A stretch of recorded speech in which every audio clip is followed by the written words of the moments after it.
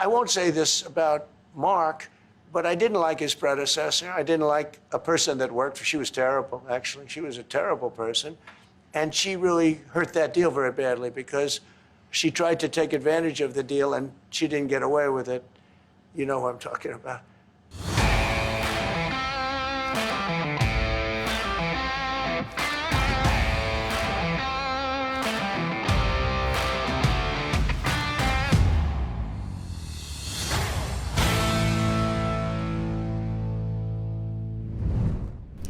Well, the day that Liberal supporters have been waiting for has finally arrived.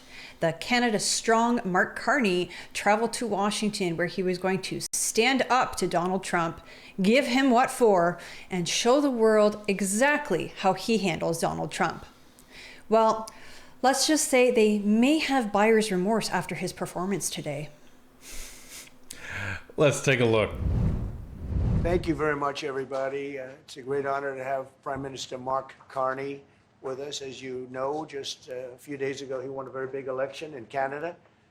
And I think I was probably the greatest thing that happened to him, but I can't take vote credit.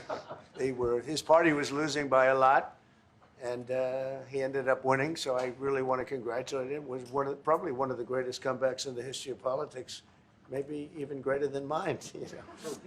But I want to just congratulate you. That was a great election, actually. We were watching it with interest, and I think Canada chose a very talented person, a very good person, because we spoke before the election quite a few times. And it's an honor to have, because we spoke before the election quite a few times.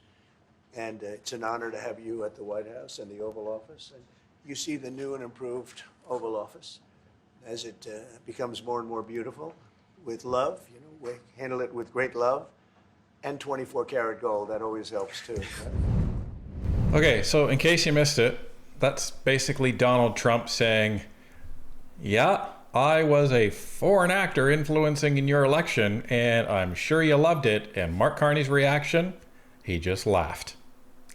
So Liberal voters that were basically saying, we gotta vote for Mark Carney because Donald Trump wants Pierre Poilievre to be the Prime Minister of Canada. What do you have to say now? Seems like Donald Trump is just tickled that Mark Carney is the Prime Minister of Canada now. Mark, would you like to say a few words? Well, thank you, Mr. President. I'm on the edge of my seat, actually, for the big announcement. But thank you for your hospitality and above all for your leadership. You're a transformational president. The focus on the economy with a relentless focus on the American worker, securing your borders, ending the scourge of fentanyl and other opioids, and securing the world. And I've been elected with my colleagues here, with the help of my colleagues here. I'm going to spread the credit to transform Canada with a similar focus on the economy, securing our borders, again on fentanyl. Much greater focus on defense and security, securing the Arctic and developing the Arctic. And you know, the history of Canada and the U.S. is we're stronger when we work together, and there's many opportunities to work together. And I look forward to, you know, addressing some of those issues that we have, but also finding those areas of mutual cooperation so we can move forward. That's great. Very nice. Thank you very much. It's a very nice statement. Okay, so in case anyone has their Trump demand bingo card from the Liberal leadership race, fentanyl, which Mark Carney bowed down to him, but even though during the leadership race he's like, oh, well, you know, fentanyl's not a big issue. You know, that's just posturing. Okay, so he talked about fentanyl. He talked about military spending, and he talked about, you know, complimenting Trump as a transformational president. And he's saying he's transforming the global economy. He's transforming the American economy. I've been elected to transform Canada. Liberal voters, this is what you get. Well, it doesn't really seem like Carney is standing up for anything. And if you've watched the whole press conference, you'll probably agree with us. Right? Let's continue.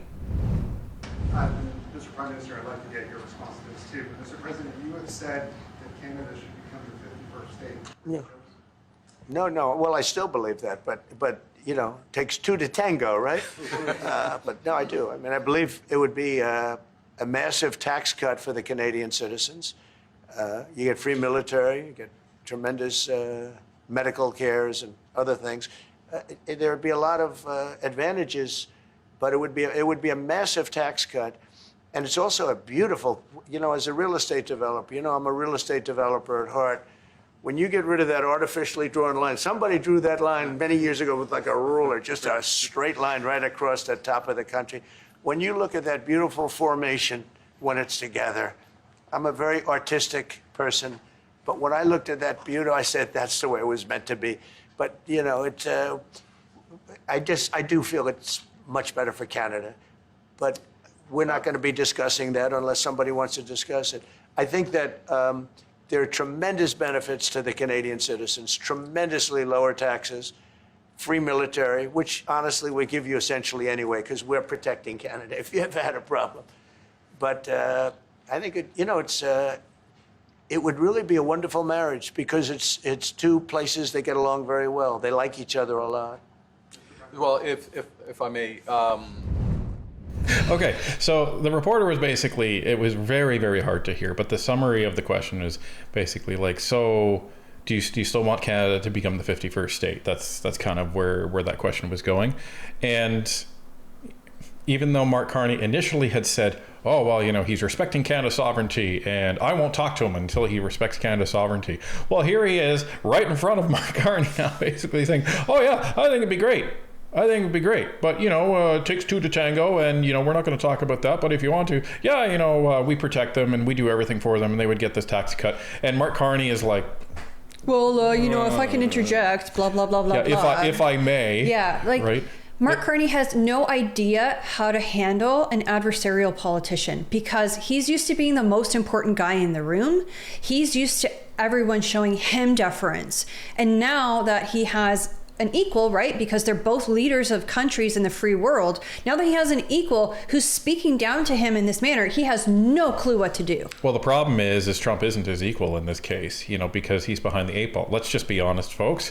When you're looking at the United States economy and their world influence and Canada's, there is no contest. Well, my point was more that they're both the leaders they're both of world countries. Leaders. Like free countries in North America. So, on that ground, they're on equal footing, but I do agree with your assessment. Well, and the fact that he is in the White House, everyone is going to be wanting to ask President Trump questions. And we know that President Trump loves to go on very long monologues, which ended up happening in this press conference. So anyway, let's see what Mark Carney's response to that was. As you know from real estate, there are some places that are never for sale. That's true. We're sitting in one right now, Buckingham Palace that you visited as well. That's true. And having met with the owners of Canada over the course of the campaign last several months, it's not for sale, won't be for sale ever. But the opportunity is in the partnership and what we can build together. And we have done that in the past. And part of that, as the president just said, is with respect to our own security. And my government is committed for a step change in our investment in Canadian security and our partnership, and I'll say this as well, that the president has revitalized international security, revitalized NATO, and us playing our full weight in NATO, and that will be part of it. That's true. So what is Mark Carney doing there? He's essentially kissing Trump's butt. That's what he's doing. He is blowing smoke to appeal to Donald Trump's ego. This isn't standing up to Donald Trump. This is not standing up. Now, you could say, well, at least he's not antagonizing him, and I will agree with that. But that's not what Mark Carney campaigned on. Right. Now, I don't want to say I told you so because that helps nobody. But if you did vote Liberal for the reason that Mark Carney would stand up to Donald Trump, just pay attention to what he is actually doing in this press conference. It's not standing up to Donald Trump. And if you watch the whole thing, which we have the link in our description, if you want to watch the full cut unedited, you can see that he does not stand up to Donald Trump.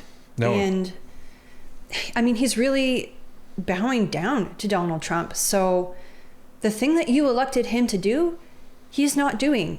Make sure you pay attention as Mark Carney's prime ministerialship continues. Is he bowing down to Donald Trump? Is he standing up to Donald Trump? Pay very close attention. and watch the body language of Mark Carney. You do not need to be a body language expert to tell that Mark Carney is extremely uncomfortable and he doesn't know what to do. You do not have to be a body language expert to see that. And just so you know, we are now probably at 80% of what Mark Carney has said or will say in this entire press conference, and it goes on for about another 25-30 minutes. But we're not going to show you the whole thing. There's a couple of other parts that we do want to show you, though. I won't say this about Mark, but I didn't like his predecessor. I didn't like a person that worked for. She was terrible, actually. She was a terrible person. And she really hurt that deal very badly because she tried to take advantage of the deal and she didn't get away with it. You know who I'm talking about. But so, you know, we had a bad relationship having to do with the fact that we disagreed with the way they viewed the deal. Did you see how uncomfortable Mark Carney was when Donald Trump was bad-mouthing Chrystia Freeland? Because that's who it was, folks. Right, and the reason for the discomfort is because Mark Carney and Chrystia Freeland are very close. Either he's the godfather of one of her children or she's the godmother. I can't quite remember the dynamic, but very, very close in terms of like family relation, right? Like they're godparents, they're friends, right? And if he cannot stand up for her to Donald Trump, what is he going to do for Canada? Right, and Mark Carney is also on record in saying that that Justin Trudeau did a great job as a prime minister. So here's Donald Trump completely trashing his predecessor, a guy that Mark Carney has said, hey, he was great, and then goes on to completely trash one of his closest friends and colleagues living today. In Chrystia Freeland. Well, and isn't she in his cabinet currently? Yeah, She's or not finance minister anymore. It's like transport minister. She's minister or something. Something. Well, she was. I think cabinet hasn't been sworn in yet, so we don't officially So they might shuffle it again. They shuffled it right when he got in, and they'll probably shuffle it again after May 26th. Is it? Something like that. Yeah. So we'll see. But you can't even stand up for family, Mark. Of your meetings with him today that would get you to lift tariffs on Canada? No, Why not? just the way it is. What's the first state? Yeah. If Canadians don't want it, would you respect that? Sure, I would. But this is not necessarily a one-day deal. This is over a period of time they have to make that decision. Yes, go ahead. Yeah, if I may. So here's Mark. Totally standing up for Canada, you guys. Totally. What a backbone. But could you imagine Pierre Poilievre in this situation instead? I mean, he's been opposition leader. He understands what it's like to have to interrupt people to get your point across. Yeah, honestly, he would say, if I may, Mr. President, I just need to interrupt here. And he would start talking. Right. He would start talking. Because he's used to dealing with adversarial politicians, you know, the Liberals. Right? But you just see Mark Carney. He's like a little child in class trying to put up his hand. He has no idea what to do because he has no experience in politics, and he's not used to not being the loudest guy in the room. So when somebody is louder, he has no idea what to do. Right. Now, you need to be professional, you need to be cordial, but you need to be strong. And that's not what this is. And there's one more clip that I want to show you. We put tariffs on cars from Canada, and at a certain point, it won't make economic sense for Canada to build those cars. And we don't want steel from Canada because we're making our own steel, and we're having massive steel plants being built right now as we speak. We really don't want Canadian steel, and we don't want Canadian aluminum and various other things because we want to be able to do it ourselves. And we, because of, you know, past thinking of people, we have a tremendous deficit with Canada. In other words, they have a surplus with us. And there's no reason for us to be subsidizing Canada. Canada's a place that will have to be able to take care of itself economically. I assume they can. I will tell you that Trudeau, when I spoke to him, I used to call him Governor Trudeau. I think that probably didn't help his election. But when I spoke to him, I said, so why are we taking your cars? Why are we taking we want to make them ourselves. I mean, I said, and if the price of your cars went up, or if we put a tariff on your cars of 25%, what would that mean to you? He said, that would mean the end of Canada. He actually said that to me. And I said, that's a strange answer, but I understand his answer. But no, I mean, it's hard to justify subsidizing Canada to the tune of maybe $200 billion a year. We protect Canada militarily, and we always will. We're going to, that's not a money thing. But we always will. But, it's not fair. But why are we subsidizing Canada $200 billion a year, or whatever the number might be? It's a very substantial number. And it's hard for the American taxpayer to say, gee whiz, we love doing that. Thank you very much. We're going to have a very substantive. Wow. Oh my goodness, Mark. So strong, so brave. Oh my goodness. But he has no idea what to do. Well, and this gets me, because I was seeing some comments on some of the social media or mainstream media articles about, this big thing, and Mark Carney was going to go down and show everybody who's boss. And some of the comments were saying, I can't wait until Mark Carney, calmly explains to Donald Trump what the $200 billion deficit really is, and it's not even there. Well, there was his opportunity, and he just folded like a cheap suit. It is not, what should I say? That you can't have the same approach with every single person. People have different personalities, so you cannot have the same approach with Donald Trump that you would have in a boardroom full of people who are there to listen to you because you're the chairman.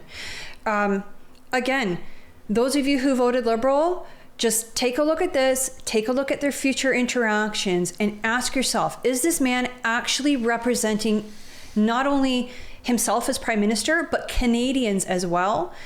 Is he representing those two things properly and well against Donald Trump? Because this video shows me that he's not. And remember, one of the most important things that Mark Carney has said in the last 3 months, he has said, I've worked with Donald Trump before. I know how to handle Donald Trump. Doesn't look like you do, Mark. So if this is Mark Carney with experience handling Donald Trump coming into this, oh my goodness.